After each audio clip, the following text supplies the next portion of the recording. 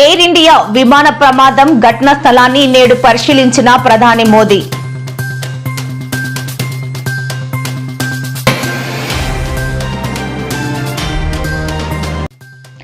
వైజాగ్ పర్యటన రద్దు చేసుకున్న ఏపీ సీఎం చంద్రబాబు. అహ్మదాబాద్ విమాన ప్రమాద ఘటన నేపథ్యంలో ఈ నిర్ణయం తీసుకున్నట్లు వెల్లడి.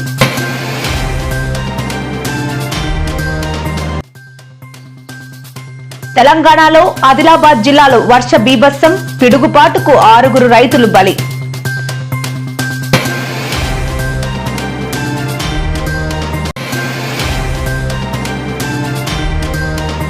నన్ను, నా కుటుంబాన్ని కూటమి నాయకులు వేధిస్తున్నారన్న పెన్ని నాని నమ్మిన వ్యక్తే తనను మోసం చేశాడని ఆవేదన.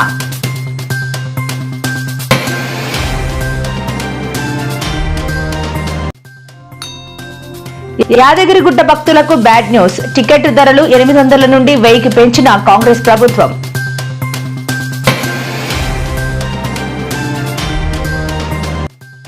నన్ను, వైసీపీ నాయకులను కూటమి చేస్తున్నారంటూ నేడు కొన్ని ప్రముఖ మీడియాలపై ఫిర్యాదు చేసిన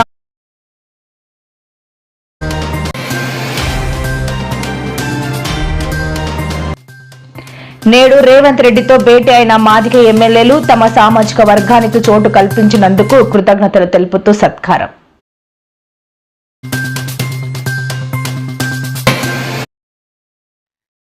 అహ్మదాబాద్ నుంచి లండన్ కు బయలుదేరిన ఎయిర్ ఇండియా విమానం గురువారం ఘోర ప్రమాదానికి గురైన సంగతి తెలిసిందే.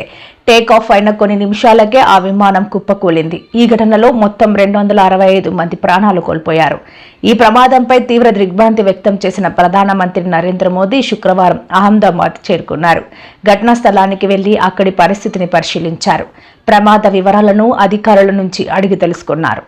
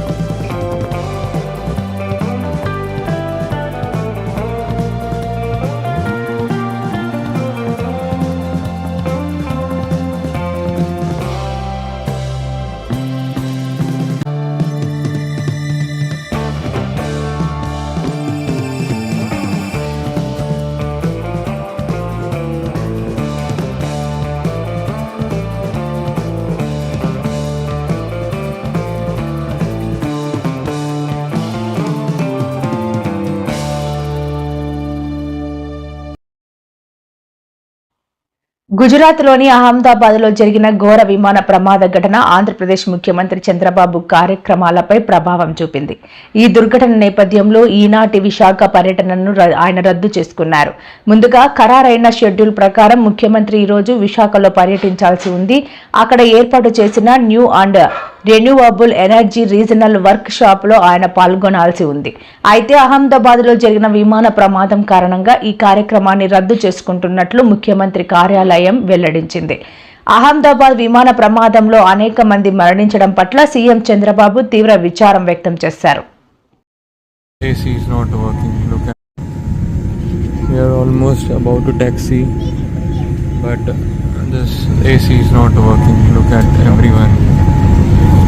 And it's so many people, they are using these magazines. AC is not working at all. And as usual, your TV screens are also not working. Neither this button for calling the cabin crew. Nothing is working. Nothing. Not even the light is working. See, is this what you are providing? And as usual, that is why Air India is considered as one of the worst airlines in the world. AC is still not working, and today it is very, very, very hot in Delhi. And we are here for the last 15 minutes, nothing happening. remote isn't working. Nothing is working. I don't know why I booked this flight again. And as usual, the in-flight entertainment is not working. Leave in-flight entertainment. Calicut to landing stations. If I talk about this flight, it is also not working. If I press this cabin crew button, it's not working either. Nothing is working. Nothing at all.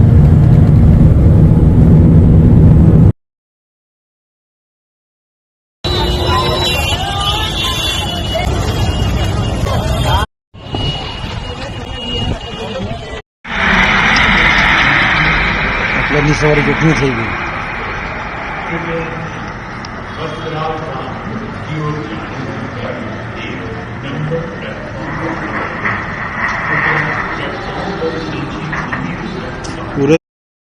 Adilabad జిల్లాలో వర్షాలు తీవ్ర విషాదాన్ని నింపాయి.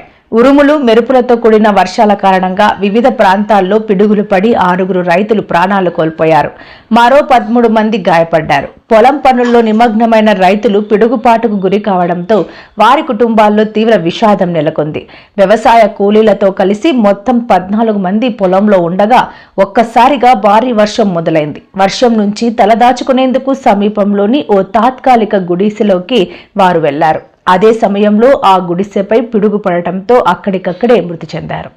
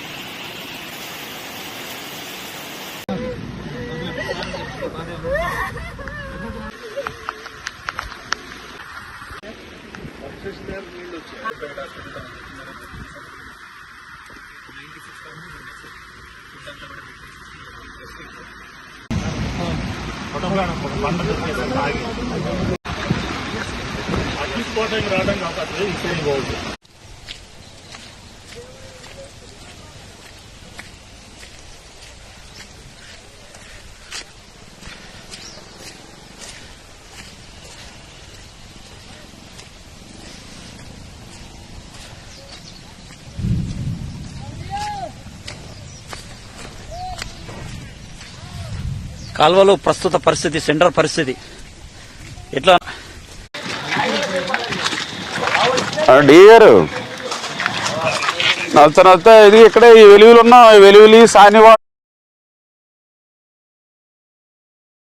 మాజీ మంత్రి పెర్ని నానిని arrest చేయవచ్చని ఊహాగానాలు వినిపిస్తున్న నేపథ్యంలో మచిలీపట్నంలో తన నివాసంలో అనుచరులతో సమావేశమై తమ గోదాముల నుంచి రేషన్ బియ్యం మాయమైన కేసులో తాను తన భార్యకు ముందస్తు బెయిల్ లభించే వరకు అజ్ఞాతంలో గడపాల్సి వచ్చిందని, అప్పుడే ఈ రాజకీయాలు వదిలేద్దామా అని వైరాగ్యం కలిగిందన్నారు. ఇప్పుడు నకిలీ భూ పట్టాల పంపిణీ కేసులో తనని అరెస్ట్ చేయడానికి కూటమి ప్రభుత్వం కుట్రలు చేస్తోందన్నారు. తమపై అక్రమ కేసులు బనాయించి రాజకీయంగా వేధిస్తున్నారని పెర్ని నాని ఆవేదన వ్యక్తం చేశారు. ప్రభుత్వాన్ని పోలీస్ వ్యవస్థని కూడా నేను గట్టిగా డిమాండ్ చేస్తున్నాను. నేను చెప్పేది అబద్ధాలా నిజాలా? మనందరం మీరు ధైర్యంగా ఉండండి. బందర్ నియోజకవర్గంలో మరీ ప్రత్యేకించి బందర్ మున్సిపాలిటీలో ఇచ్చినటువంటి ప్రతి పట్టా ఎంఆర్ఓ, మున్సిపల్ కమిషనరు, ఆర్డీఓ అందరూ సమక్షంలో నేను మంత్రిగా ఉండి పంచిపెట్టిన పట్టాలే. నువ్వు అలా ఒక ఇల్లు ఉంటే ఇవ్వటా కుదరదయా అని చెప్పాను నవీన్ గారు కలెక్టరు. నేను ఎమ్మెల్యేగా ఉన్నాను. ఆ భూమిలో మళ్ళీ లోకేష్ ఒక పట్టా పంచి పెడతావు. ఆవిడెవరో ఒక ఆవిడ మీద ఒక అబల మీద యాసిడ్ దాడి జరిగితే ఆ మహిళకి పట్టా ఆ భూమి కన్వర్షన్ చేయించింది నేను కదా. మళ్ళీ ఇంకొక ఎవరు కార్యకర్త కూడా ఇచ్చినట్టారు ఆ అమ్మాయికి కాకుండా. సరే అది అయిపోయింది కదా.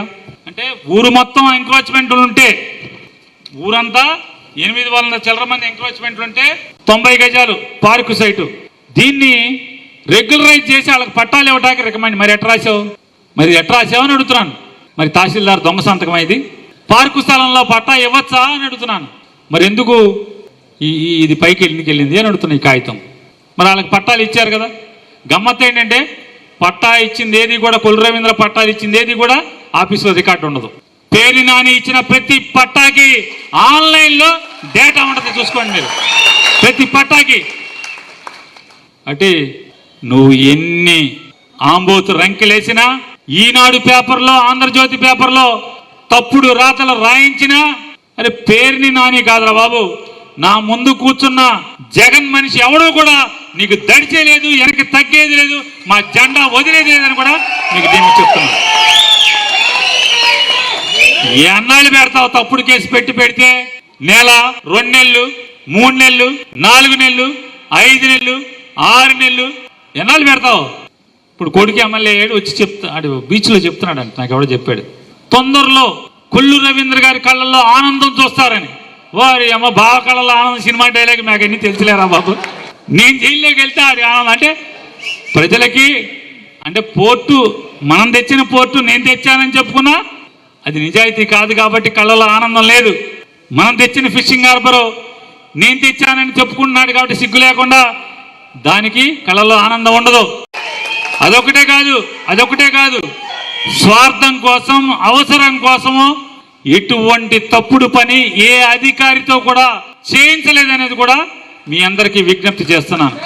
ఏం చేసినా ఎదుర్కొంటాకి సిద్ధంగా ఉన్నాడు పేరుని నాని అని చెప్తూ మరొకసారి చెప్తా. 9 నెలల్లో మీరు చూస్తే వెనకడ కూడా తండ్రి ఆయుడు ఊరందరం కాల్చుకు తినేవాడు రోజు నూతి పళ్ళెం దగ్గర అశుద్ధానికి వెళ్తున్నాడు, మల విసర్జనకి వెళ్తున్నాడు. ఇది ఎక్కడ దరిద్రం రా బాబు, ఈ భగవంతుడు తీసుకెళ్తా అనుకున్నాను. అయిపోయింది. కొడుకు వచ్చాడు, పోన్లేరా బాబు ఈ బాధలు మనకు వెళ్ళి నూతి పళ్ళెం దగ్గర దరిద్రం చేసేది లేదులే అనుకుంటే కొడుకు వచ్చి సరాసరి నూతులోనే వెళ్తాం స్టార్ట్ చేశాడంట.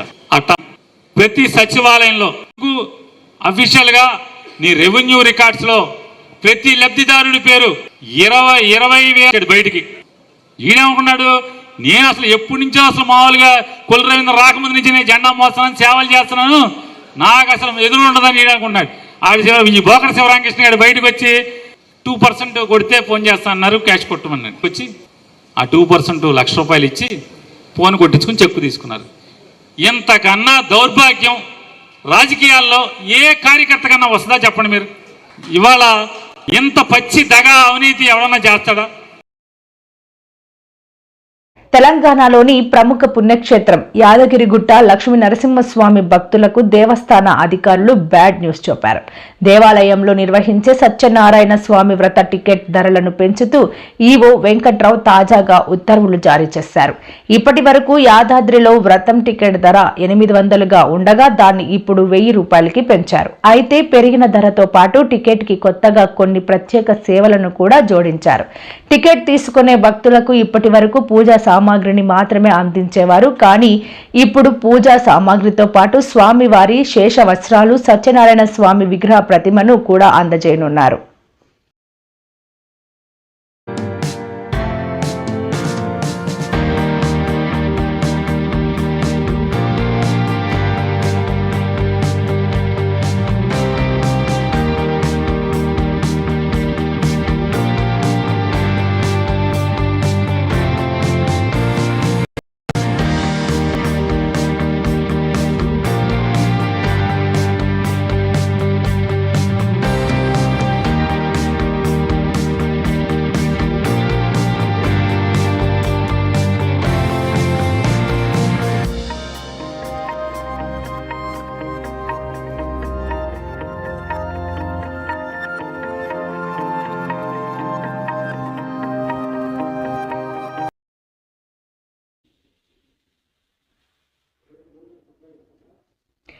ఎన్హెచ్ఆర్సీతో పాటు హెచ్ఆర్సీని మాజీ మంత్రి విడుదల రజని ఆశ్రయించారు. తనను ప్రముఖ మీడియాతో పాటు సోషల్ మీడియాలో కొందరు ట్రోల్స్ చేస్తున్నారంటూ వారిపై చర్యలు తీసుకోవాలని ఆమె కోరారు. తమ పార్టీ అధినేత జగన్ ను, ఆయన కుటుంబ సభ్యులను, మాజీ మంత్రి రోజాను సైతం ట్రోల్స్ చేస్తున్నారంటూ రజని ఆవేదన వ్యక్తం చేశారు. అత్యంత దారుణంగా దూషణలు చేస్తున్నారని, వ్యక్తిత్వ హననానికి పాల్పడుతున్నారంటూ ఫిర్యాదు చేశారు. తమను ట్రోల్స్ చేస్తున్న ప్రముఖ తెలుగు మీడియా సహా సోషల్ మీడియా హ్యాండిల్స్ పై చర్యలు తీసుకోవాలని విజ్ఞప్తి చేశారు.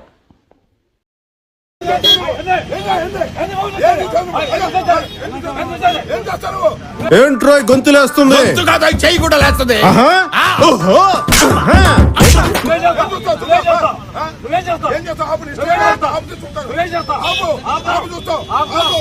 అసలు ఆయన ఎందుకురా నీకు? నీ హైట్ ఏంటో నీకు తెలుసా? ఆయన పక్కన నిల్చుంటే తొడ దాకొస్తావు. ఆయన లారీ గుద్దితే సగం గుద్దిగా చచ్చిపోతావు పొట్టినాయాల.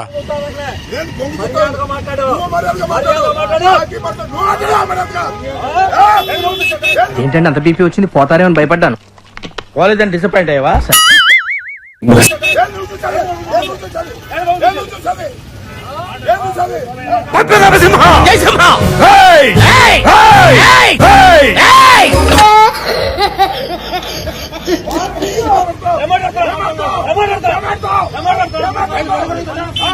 When fire fights the fire, fire will be fire. I am fire. I am fire. I am fire. I am the fire.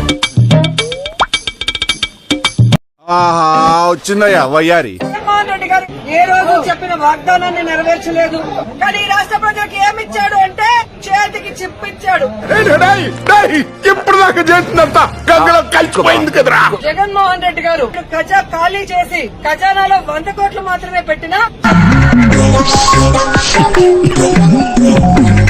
Chandrababu Naidu సంపద సృష్టించి ప్రతి వాగ్దానాన్ని నెరవేరుస్తూ వెల్ఫేర్ డెవలప్మెంట్ 2 కళ్ళగా ముందుకు వెళ్ళాడు. నువ్వు ఊరుకోమా, దుద్దు దుద్దు దుద్దు అంటావు. అయితే చాలా గట్టిగా చెబుతున్నాడుగా, నేనే వస్తా అని. డబ్బా కొట్టుకోవాలి ఒకసారి, కానీ ఎక్కువ డబ్బా కొట్టకూడదు. ఏముంది చెప్పుకోవటానికి వచ్చా. మొన్న 175 అన్నాడు. ఎన్నొచ్చి ఈ అమ్మాయి ఏం ఫీల్ ఉండదు మామయ్య.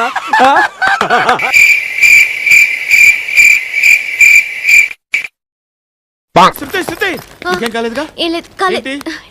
ఫీల్ అయ్యావా? ఓకే, సంబరాల రాంబాబు పోలీసులకు దొరికాడు. సంబరాల రాంబాబు ఎవడని పోలీసుని అడిగితే అసీఏని అడిగాను. కళ్ళు కాకులతో ప్రియా అంట.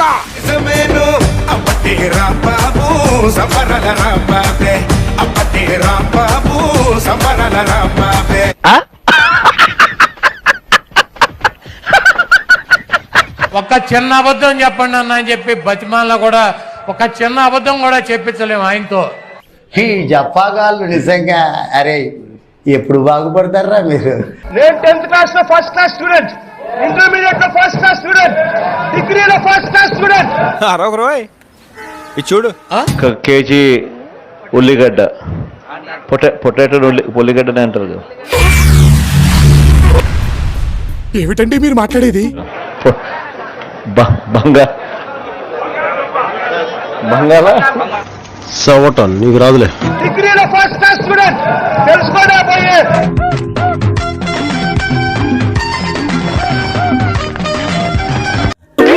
అయ్యా ఏం చేస్తున్నా? ఎలక్ట్రానిక్ బోర్డు చేత్తో రుస్తే పోదు, తగటగా తుడుస్తున్నాడు.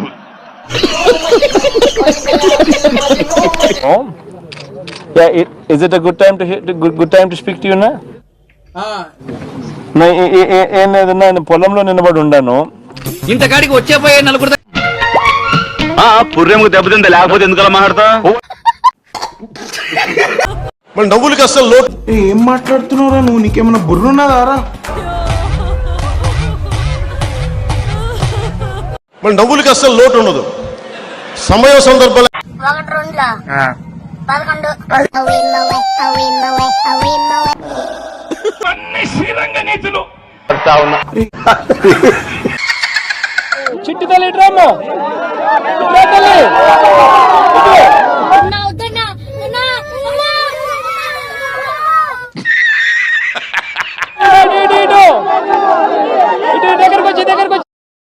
రేవంత్ రెడ్డితో కాంగ్రెస్ మాదిగ ఎమ్మెల్యేలు భేటీ అయ్యారు. జూబ్లీ హిల్స్ లోని ముఖ్యమంత్రి నివాసంలో భేటీ అయ్యి మంత్రివర్గంలో తమ సామాజిక వర్గానికి చోటు కల్పించినందుకు కృతజ్ఞతలు తెలుపుతూ శాలువాతో సత్కరించారు.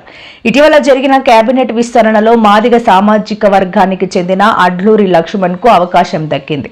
ఆయనకు ఎస్సీ అభివృద్ధి, గిరిజన సంక్షేమం, మైనార్టీ సంక్షేమం, దివ్యాంగులు, సీనియర్ సిటిజన్లు, ట్రాన్స్జెండర్స్ శాఖలను అప్పగించారు. అంతకు ముందు తమ సామాజిక వర్గానికి కేబినెట్ విస్తరణలో అవకాశం ఇవ్వాలని మాదిగ ఎమ్మెల్యేలు పలుసార్లు సీఎంను భేటీ అయ్యారు.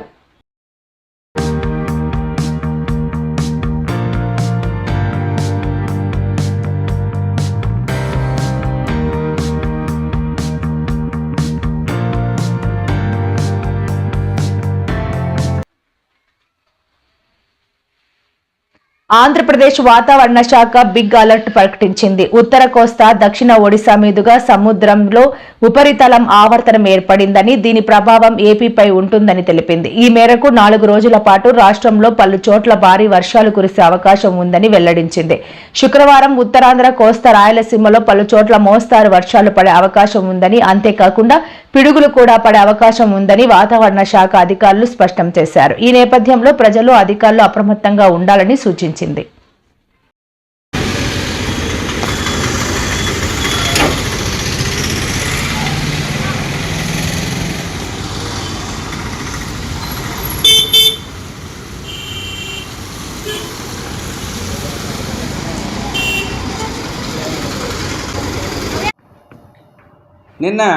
తెలంగాణ మీదుగా ఉపరితల ద్రోణి 0.9 కిలోమీటర్ల ఎత్తులో వ్యాపించి ఉన్నది.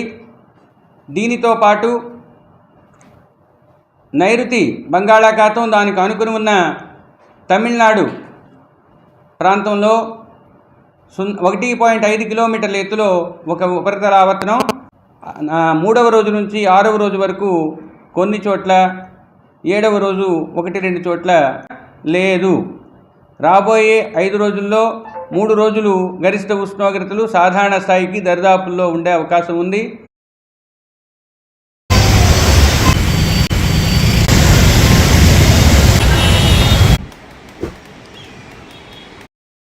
దళితులపై రేవంత్ రెడ్డి ప్రభుత్వం అక్రమ కేసులు పెడుతూ ఇబ్బందులకు గురి చేస్తోందని చేవెళ్ల ఎంపీ కొండా విశ్వేశ్వర్ రెడ్డి విమర్శించారు. 3 రోజుల క్రితం రాజేంద్రనగర్ అసెంబ్లీ నియోజకవర్గం పరిధిలోని మైలార్దేవ్పల్లి, అత్తాపూర్ డివిజన్ పరిధిలో బంతు కలేబరాలు తరలిస్తున్న వాహనాలను అడ్డుకున్నందుకు బగ్ జగ్ దళ్ కార్యకర్తలను అక్రమంగా అరెస్టులు చేసి చంచల్గూడ జైలుకు తరలించడం అన్యాయమన్నారు.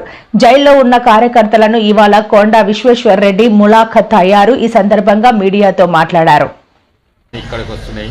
అదే కాక మన ప్రధానమంత్రి గ్రామ సడక్ యోజన, ఆఖరికి ఎంఎన్ఆర్ఈజీ ఫండ్స్ కూడా అది రోడ్లకు వాడుతున్నాడు. ఎంతోమంది కాంగ్రెస్ నాయకులు మా ఎంపీలను అడుగుతారు, మమ్మల్ని కూడా అడుగుతారు, అన్న కొంచెం మాకు నితిన్ గడ్కరీ గారి దగ్గర తీసుకోండి, ఈ పని ఉన్నది మాకు అశ్విని వైష్ణవ్ IIIT ఇచ్చినాము, ట్రైబల్ యూనివర్సిటీ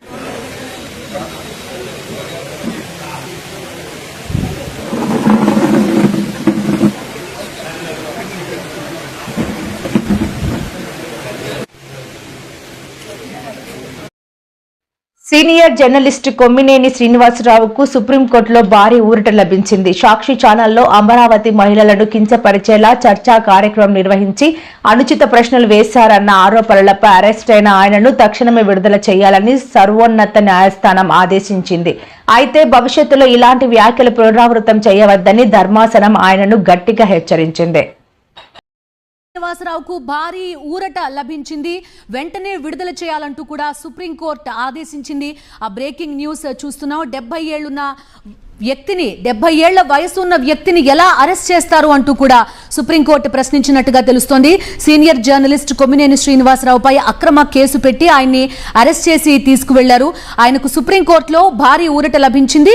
వెంటనే విడుదల చేయాలంటూ కూడా సుప్రీంకోర్టు ఆదేశాలు ఇచ్చిన బ్రేకింగ్ న్యూస్ ప్రస్తుతం మనం చూస్తున్నాం. సాక్షి టీవీలో జరిగిన ఒక డిబేట్ సందర్భంగా ఒక జర్నలిస్ట్ చేసిన వ్యాఖ్యలను కొమ్మినేని శ్రీనివాసరావు ఖండించారు. అయితే మోడరేటర్ గా ఉన్నారు అనే ఏకైక కారణంతో కొమ్మినేని శ్రీనివాసరావుని అక్రమంగా అరెస్ట్ చేసి తీసుకువెళ్లిపోయారు. ఆయనకు భారీ ఊరట లభించింది. సుప్రీంకోర్టు వెంటనే ఆయన విడుదల చేయాలంటూ కూడా ఆదేశాలు ఇచ్చింది. 70 ఏళ్ల వయసున్న వ్యక్తిని ఎలా అరెస్ట్ చేస్తారో అంటూ కూడా ప్రశ్నించినట్టుగా సమాచారం. న్యూస్ రూమ్ నుంచి ఇస్మాయిల్ జాయిన్ అవుతున్నారు. ఇస్మాయిల్ తో మాట్లాడదాం. ఇస్మాయిల్ చెప్పండి, కొమ్మినేనికి ఒక భారీ ఊరట, వెంటనే విడుదల చేయాలంటే కూడా సుప్రీంకోర్టు మాత్రమే చెప్తున్నాం. దానిని ఈ రోజు సుప్రీంకోర్టు చాలా స్పష్టంగా చెప్పింది. ఈ రోజు డిబేట్స్ లో చూసుకుంటే అటు టైమ్స్ నోకు సంబంధించినటువంటి ప్రైమ్ యాంకర్ నావిక కావచ్చు, లేదంటే రాజ్దీప్ సర్దేశ్ కావచ్చు, లేకుంటే అర్నబ్ గోస్వామి, వీళ్ళందరూ కామెంట్ చేస్తున్నారు కదా. వస్తామని చెప్పాడు. పొద్దున్నే ఫోన్ చేశా, అన్న ఇప్పుడు ఢిల్లీలో దిగానన్నా, సుప్రీంకోర్టుకి వెళ్ళమని జగనన్న ఆదేశించాడు, వెళ్ళాను అన్నాడు. దేనికి వెళ్ళాడో ఇప్పుడు తెలిసింది.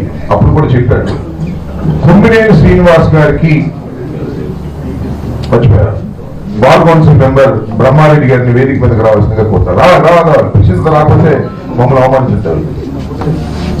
మంచి కోర్టు గిట్టేసుకొచ్చారు.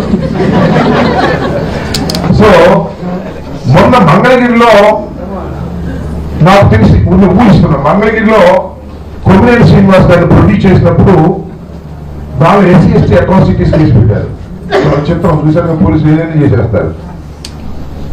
పోలీసులు ఎలా చేస్తారంటే మళ్ళీ చెప్తే ఎక్కువసేపు అవుతుంది, అక్కడెక్కడో చచ్చిపోతే ఇద్దరు కొట్టుకుని చచ్చిపోతే 2 గ్రూపులు మన పార్టీ వాళ్ళు పెట్టారు గుండ్లపాడు అనే విలేజ్ లో. డెడ్ బాడీ దొరికితే చాలు 302 దొరకకపోతే 307 SC అట్రాసిటీస్ యాక్ట్ అండి. సరే మ్యాజిస్ట్రేట్ గారు తీసేశారు, దాంతో పాటు ఇంకో సెక్షన్ కూడా తీసేశారు. మిగతా సెక్షన్లన్నీ కూడా బిలో 3 years.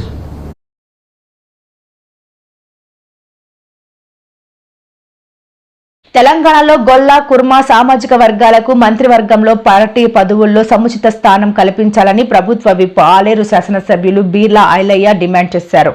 ఈ సందర్భంగా బీర్లా ఐలయ్య మాట్లాడుతూ తెలంగాణలో గొల్ల కుర్ముల కలిసి 28 లక్షల మంది ఉన్నారు. వీరిలో గొల్లలో 6 లక్షలు, కుర్మలు 22 లక్షల మంది ఉన్నారు.